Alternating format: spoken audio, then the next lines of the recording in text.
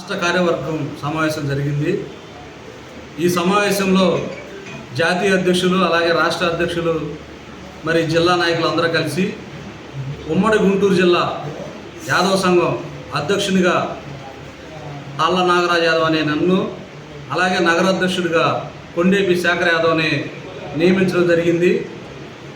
మరి ఉమ్మడి గుంటూరు జిల్లాలో ఉన్నటువంటి 57 మండలాలు, అలాగే ప్రధాన టౌన్లు అయినటువంటి నగరాలు, టౌన్లు అయినటువంటి అన్ని మండలాలు, అన్ని టౌన్లు కమిటీలు వేసి రాబోయే రోజుల్లో యాదవ సంఘాన్ని ముందుంచే విధంగా కులం మొత్తం కూడా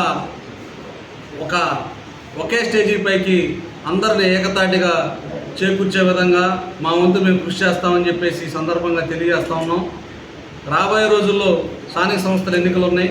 ఆ ఎన్నికల్లో కూడా అత్యధికంగా గ్రామీణ ప్రాంతాల్లో కానీ మండల స్థాయి మండలంలో కానీ యాదవులకు పెద్ద బాధ్యతలు కానీ అనేక పార్టీల నుంచి అనేక పదవులు కానీ అనేక సర్పంచులు కానీ ఎంపీటీసీలు జడ్పీటీసీలు అని పెద్ద ఎత్తున ఇవ్వాలని చెప్పేసి అన్ని పార్టీలని ఒత్తిడి తెచ్చే విధంగా మేము పనిచేస్తాం రాబోయే రోజుల్లో.